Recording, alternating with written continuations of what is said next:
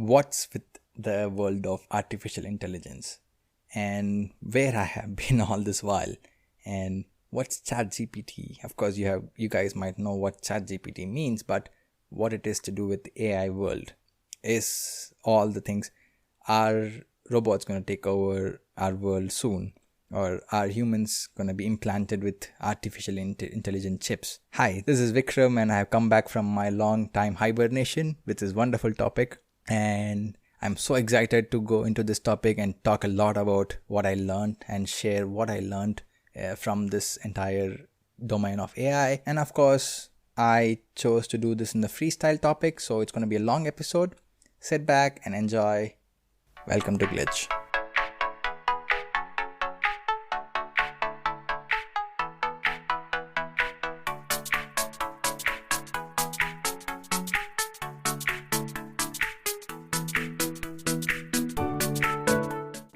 Hi everyone.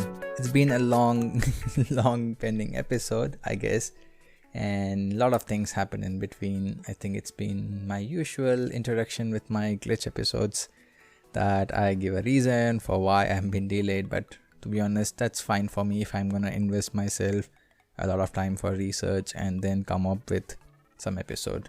My agenda is not to put a lot of episodes or numbers. For me, recording a podcast has been a hobby where it's a escape mechanism for me to do some research out of my job. So since I have been updating my personal stuff with my audience, I thought I'll give some more updates on what's been happening from my end. I got engaged, of course, and that's one big update I would like to give to my audience. And along with that, I have been facing few job changes, and of course with job changes you have this interview preparations and a lot of other paperwork happening, so I had to do some knowledge transfer here and there. So of course I got a lot of reasons for my delay.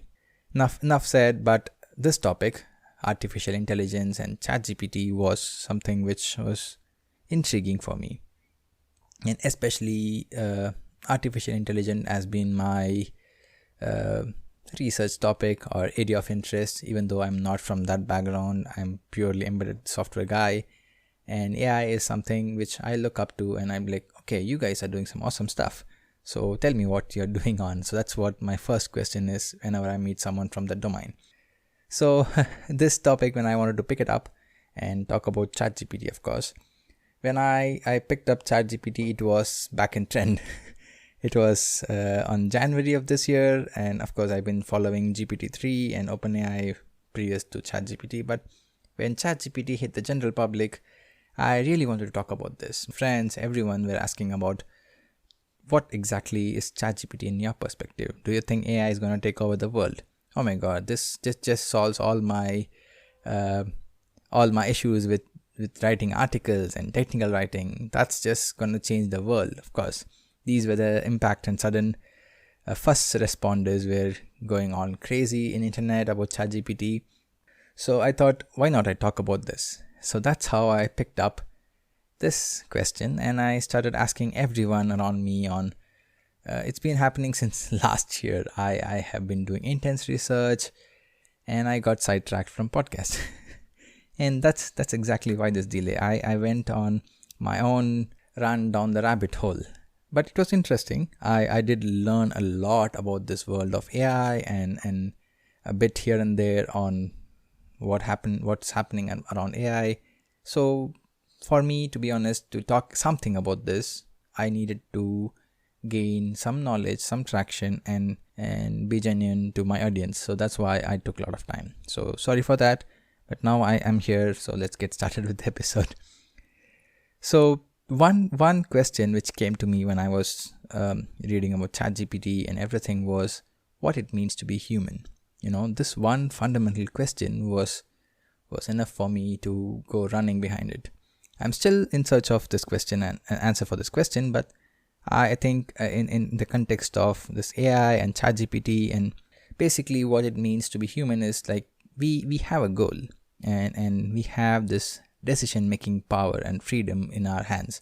I think that's what exactly makes us human, and that's exactly what these engines like ChatGPT and this general language model lacks. Before I get into ChatGPT and what it means here and there, I thought I would first address the concept of AI on the whole, because I did start this episode on ChatGPT, but I would like my audience, some of the audience might not be from programming background or AI background, so I thought it will help them to understand what exactly happens behind the screen and how big this entire domain is, so that you appreciate what is happening when you just give a random prompt to ChatGPT and it gives you a big essay.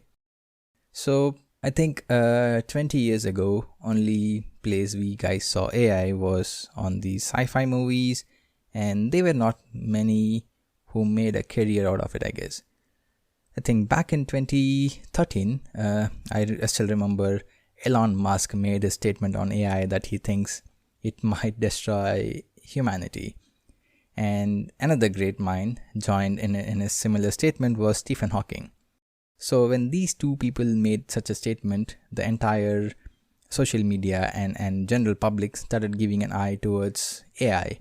And of course, with Tesla's self-driving cars, I mean, I would still call it assisted driving cars, things started getting kicked up. And it became, and with Silicon Valley over-exaggeration of AI, everything started looking like a big bubble over AI. So there has been a big misconception in AI in my perspective. Like, what people think when it comes to AI is like robot butlers and sentient beings taking over the entire world. I still believe there's a long way for it to go, but a major breakthrough in AI in my perspective is the algorithms. In getting computers in doing very narrow tasks. For example, take a game of chess. The computers are getting really good in doing that specific narrow task again and again and again, to an extent that it does in the best possible outcome. So I think this has become the major outthrow in AI. I mean, this statement might abstract a lot of things which is happening behind the screens, like mathematical models and programming languages, especially processing powers, which has become exponentially tremendous with its power. So in my opinion, the breakthrough in AI which we have is like the breakthrough in some mathematical problem, which it has been able to optimize again and again and again in the tiny narrow stream, and it has come with this optimum results of an algorithm or a problem statement. I think that's where our AI has become a major breakthrough, and that's what I believe is going to take us one step further in its entire domain of artificial intelligence. So if you ask me where has this breakthrough has been seen, was in the game of chess. For example, they have been able to optimize it so well that they are able to achieve this superhuman performance in the game of chess. I think recently there was a news that this computer outperformed any human play in the game of chess. So basically it's a program which has been optimized and optimized and optimized to that narrow one thing extremely well. And in the end, it can outperform any human being doing the task. At the same time, it cannot do anything else. Now let's take the similar example and try to put it in a bigger picture. Solving a game is more like a pattern solving problem. I mean, maybe if we take the whole life as a pattern and we try to address it as a solving problem with the same AI engine. Maybe if we do well with games, we can also apply the same with our life problems, right? I mean, in this scenario, I don't object. Maybe that's how we all work, with this certain level of abstraction, and maybe if we train a model in certain level of methods, in principle, it can probably solve a problem. But this is where I would like to talk about something called reinforcement learning. I came across this DeepMind's board game AI engine. So what this does is, like, DeepMind's a company, they wrote a program which basically single program which could play all 49 of Atari games, and out of the 49 it was able to win 30 games better than any human being could play. So that's a huge accomplishment for this program. So basically what the reinforcement training is, that it starts by playing the random game. Let's take Space Invaders for example. It starts with a game, it has a screen, there's a score window, and it starts the game. So it starts random and it starts to shoot one of the point. Once it shoots, the point gets incremented. In this case, it has scored a point, an achievement. Let's talk it in a technical term. It's called the reward. So once it gets this reward, it stores this action. And in every different situation, it's going to do the same action and tries to see if it's getting the reward. And it does again and again and again. And one point, in thousands of gameplays, it can outperform any human in this game. So that's exactly what happens in the reinforcement training. So basically, this program has been applied in all the different games. And in every game where this kind of reward approach can be applied, this game has outperformed any human. And same goes with chess. So I don't think this can be called as intelligence, but this has a pattern solving problem, right? And I think the one key difference between life and a game scenario is that in game the player can die a million times. Nothing can happen. It's gonna respawn the player and you start playing, and this reinforcement training can be applied. But in real life, I don't think it can apply. But I'm just trying to say what exactly AI development looks like, what technology or thinking or thought process in AI goes around. So this reinforcement training, I think we have seen a lot in our own life, probably in our behavior or habitual training mechanisms. Like when I try to go to sleep, I try to give myself a reward when I go to sleep early and hit the bed, or while training the puppies, in some cases with your kids, of course. So this is what we try to model in a program. So I wanted to talk about reinforcement training so that you understand when I talk about in a bigger picture later in the episode. Let's keep this one aside. Now let's say there's another immediate real world problem in AI. It's called algorithmic alienation. Of course, I'm using all fancy terms here, but let me explain what it means. So this term alienation was actually a manifestation of a bigger old school word which was coined by, I think, Karl Marx, where in a production line, let's imagine a late 1940s kind of production line where there's a man who's doing a task in an assembly line. He just does the same segment of work again and again and again in a conveyor belt or in an assembly line. What happens is he will never be aware of the bigger project or a bigger car. So he is doing a job which has no clue what it has an impact on a bigger picture. So this is called alienation in a manufacturing term. Imagine the same concept is applied in today's job. Let's say you send out an email, right? And after you send out every email in your work, this AI is going to send you feedback saying, Vikram, you have been rude in this email. You need to probably tone down your tone. Or at the end of every day, it says you have been 70% productive. I think it's still there in Outlook nowadays. I get my Outlook report every once a week on how much productive I was. But of course, company doesn't take it seriously, but it more, less invasive on saying how focused you were or things like that. But this is what I call algorithmic alienation. And of course, in a due course, it might come in your performance appraisal, or you might be working in a code base where the AI is helping you, but you don't even have a bigger picture of what's happening in a larger code base. There are going to be such AI tools which are going to assist us during performance appraisal or your work, and you might not even be aware of the bigger picture, just like the assembly line problem. So this is some immediate AI threat I'm saying. I got deviated in the topic. I wanted to bring it in between for some reason. I'm sorry. So yeah.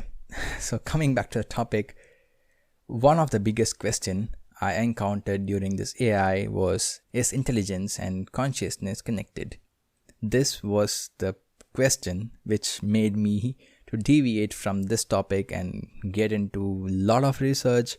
I went into a lot of books about philosophy and consciousness, and believe me, there is this one word, this consciousness, is still one of the biggest mysteries. None of the theory explains what consciousness is, and it's a biggest mystery in science and philosophy. That's where I got lost.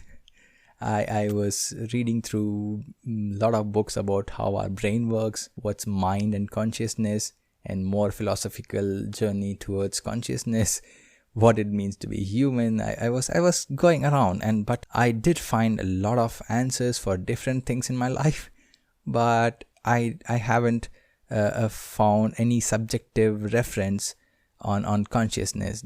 I mean, it's more on individuals understanding what it means to be conscious. For example, it's a lot subjective if you ask anyone what it means to be conscious. I mean, we all have our own explanation for consciousness.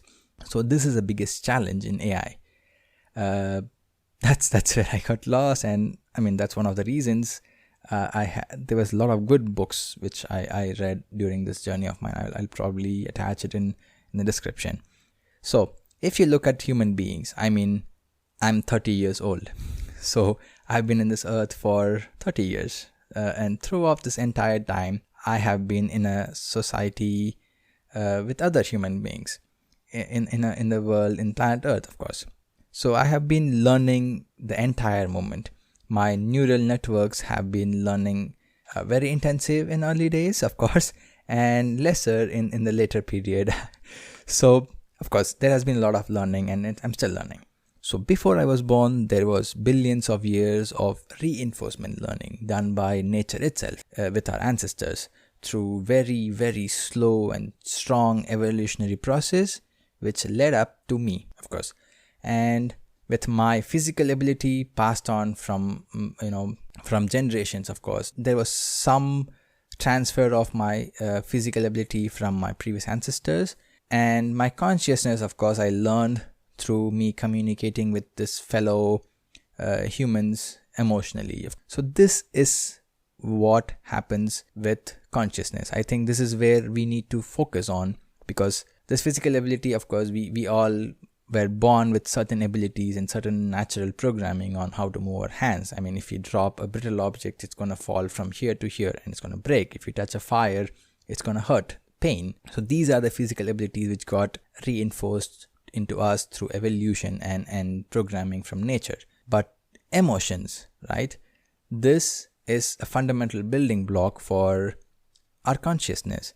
I mean, ability to reason about what others believe. For example, Vikram, who is talking to person X, I cannot just randomly go and talk to him. I need to establish a communication, a context. And this is what we continuously learn, how to talk to someone. And this is what I call intentional reasoning. We have this inbuilt as a society within us. So AI, it's not just one programming which can achieve all this thing. Of course, we cannot just make it better by adding more processing power. Even though we can add more processing power to make it faster, but it doesn't solve the bigger picture, because such things are very tricky in the world of AI. So now I have established what happens in your human head, what happens in the fundamental of AI, and now let's come to my first fundamental topic of this entire episode, ChatGPT. So before we get into ChatGPT, it has come a long way since we all have been introduced to it. I think the time when I started this episode, ChatGPT was literally new, especially among my general public crowds, and people were just trying to get used to it. But right now we have our own, there are so many YouTube videos on what exactly ChatGPT is and how to use it. There are articles on ChatGPT. There are different other versions with Google coming with its Brad, and a lot of companies are working on it. But I don't want to talk about what all those stuffs are. You can of course Google it, and probably before even listening to this podcast, you would have done all this stuff. But what I'm going to talk about here is a bit of history of ChatGPT and where it's leading us, and what it has to do with all the AI concept I've been talking for past 20 minutes. So ChatGPT is basically a natural language processing model. Basically, NLP is a fancy term which we give to all these chatbots to make it sound more human.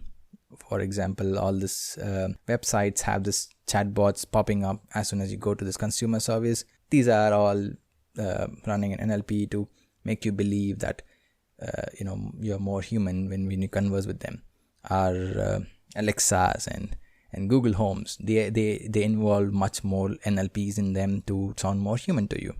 That's exactly what NLP is. So ChatGPT and these tools were primarily designed to create a better understanding of our language. For example, your mobile autofill.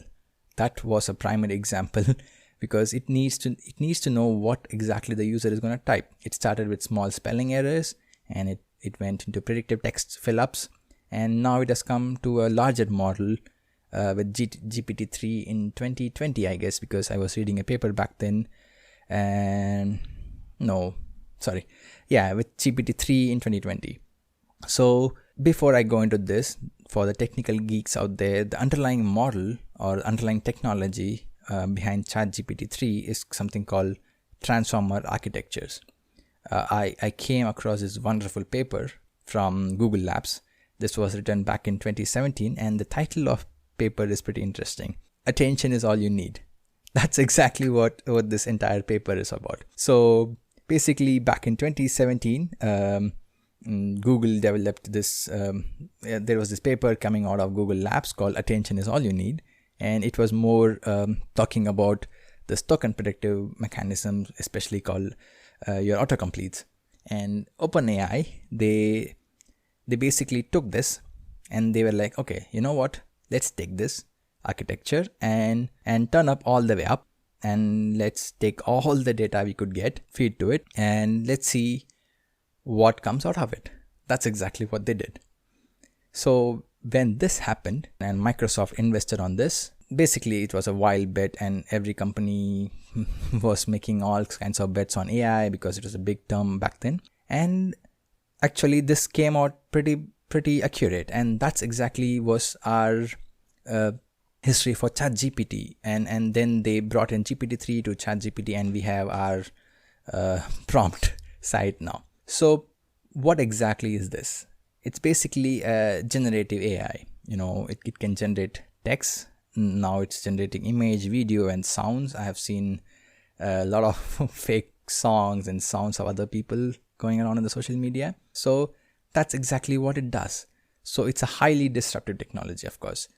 In my opinion, ChatGPT has disrupted our social media and especially this content writing domain so much. But what exactly does it do?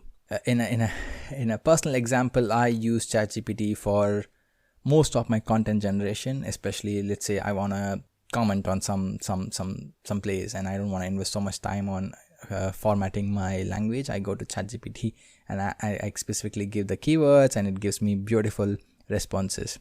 And I tried the same for generating a script for this episode, but believe me, it was bad, literally worse than what I'm talking right now. So you cannot trust ChatGPT in all the way around. So the company basically says it is accurate all the way till 2021, I guess, with all the happenings and history. So they have taken all the language model and data available in digital format and fed it to this architecture, and it churns out your responses. Good for there, and for students out there, and especially guys like me who don't want to write something big, it's useful. But I would not trust it for highly valuable contents. For example, this is more like this early YouTube videos. You can go there, watch, and get yourself more content about something. But if you want to write something good, if you want to invest on some solid literature survey or research, you writing on your own is what I would suggest, because that kind of value cannot be obtained from ChatGPT. ChatGPT probably might clear you out of writer's block, or might give you something which you are stuck for a long time, or might give you that little push. But I think beyond that, it's just a generative AI. We don't have to invest so much on that. Now, coming back to the entire topic.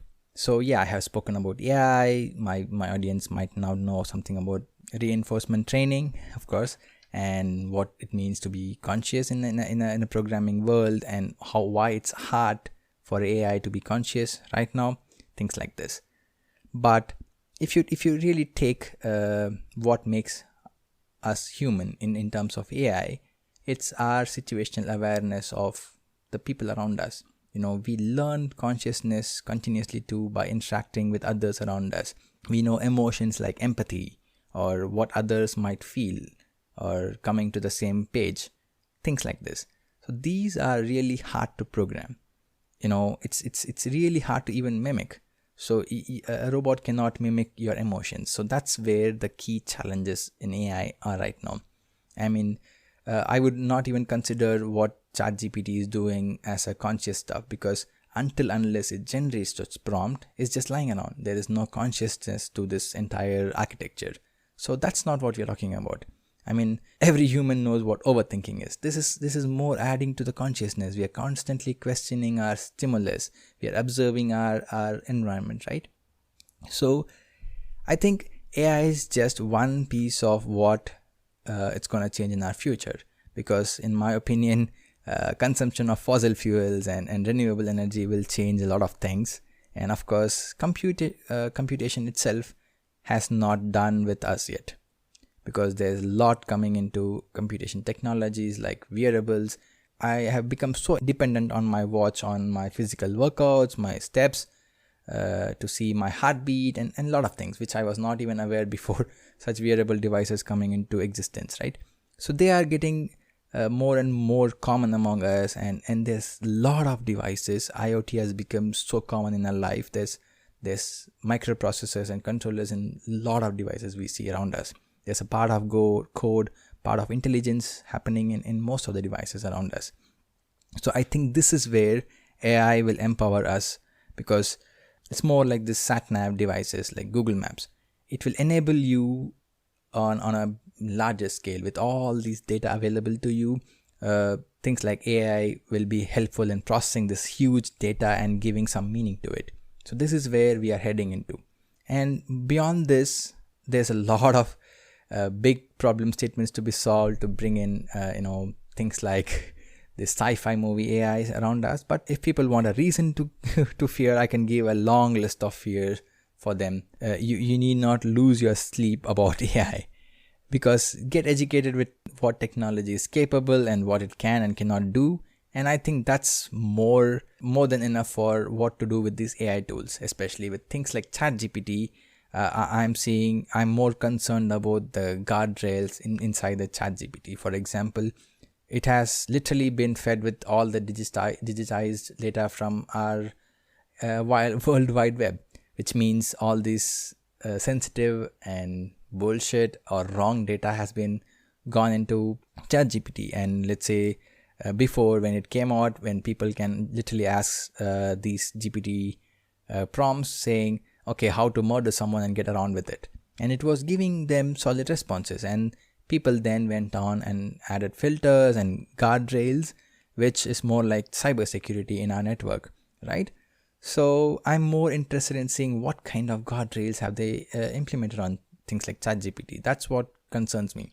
I mean, yeah, you say you have fed the data. We don't know what kind of data it has been trained upon, where it has got the training data, because there are issues like biasing and there's a lot dirty programming which underlie AI. So there can be a lot of threats from this. People can literally ask anything to this AI tools, and it's going to be a constant fight between this big companies which are investing in such generative AIs and people who are going to continuously try to find a loop inside this. So coming to the conclusion point and note from me, ChatGPT is a wonderful tool. I mean, I have been using it to solve my coding issues. A couple of interviews I cleared with this, but not the one which I'm going to.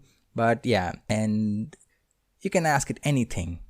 It depends on the way you ask it and how productive you're going to use it. It's another tool. That's exactly where we need to stop ChatGPT, because before we had this fancy internet access, I remember going to this Britannica software in the CD, and every year they used to release a new version depending on the year, and with a lot of updates in the libraries of the Britannica CD, and it was constrained only to the CD. Exactly the same thing you should treat ChatGPT for now. It is constrained to the dataset which is trained upon. Of course, it can give you fancy words, it can regenerate in different types based on what you ask it, but it's a tool.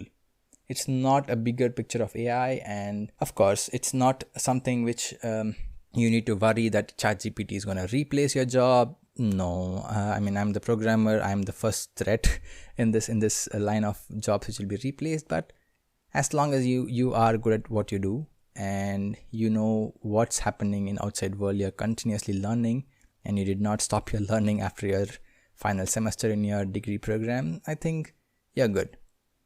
And to be honest, there were a lot of other disruptive technologies in the past and we came across it. So we will always find the way. We engineers are good at this. So yeah, it was a long talk. I wanted to get out everything which I learned on this topic. So I know I went a little freestyle, a long episode format. I don't know how many people are going to complain about this or how much I was going around and round and round, but I love this kind of talk. It's been long since I spoke so technical in Glitch. So I'm excited with entire AI because I met Michael Woolridge. He is the author of The Road to Conscious Machine.